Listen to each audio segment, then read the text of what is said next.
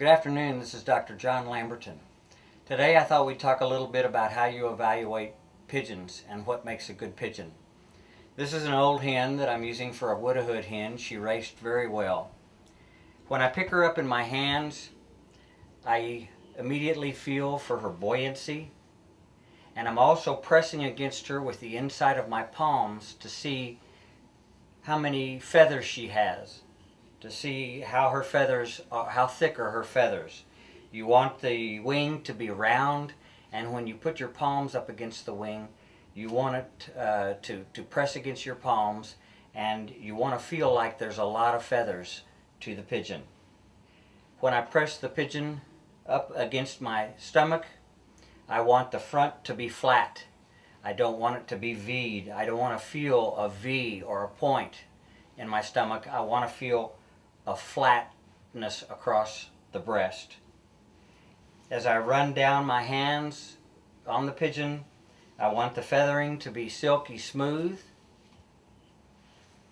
When I pull out the wing, I want the wing to be proportionate to the body size of the pigeon, and I want the last flights to be thin and pointed like this hen's. You want, when you're evaluating the flights on a good pigeon, you want the flight feathers to look like those of a sparrow or a hummingbird. You want the wing to beat very fast. In order to do that, you have to have long, thin flights. I'm also feeling the back and the keel of the pigeon.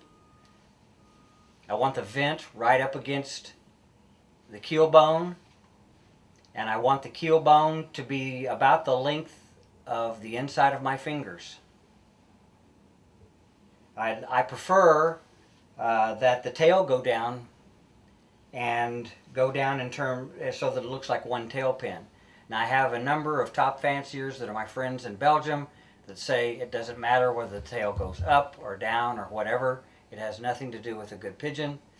But I like for the tail to go down, and I like one tail pin. I like the bird to have a round head.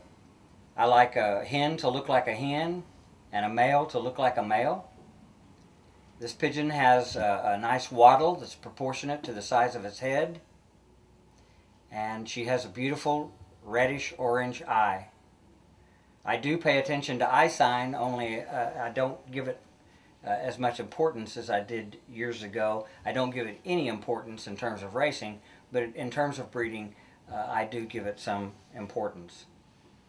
But this is essentially how you evaluate a pigeon in your hand. And particularly you new fanciers, as you begin to get more experience in the sport, you need to be able to evaluate pigeons with your hands as much as you do with your eyes.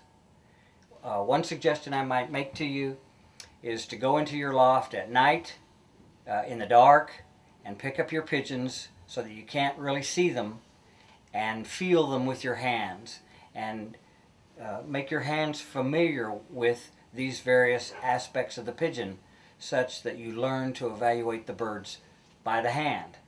And what you need to do is go handle your very best racers or the racers of another fancier or a friend that raced well, and handle a pigeon that has raced well.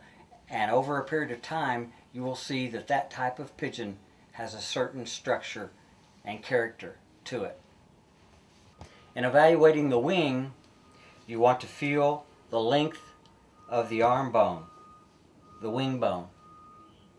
And there are two nodes, one near the body and one at the end of the arm, and you want to put your finger up against them with the end of your finger on the first bump or node, and then you want the second one to come to about the middle crease of your finger.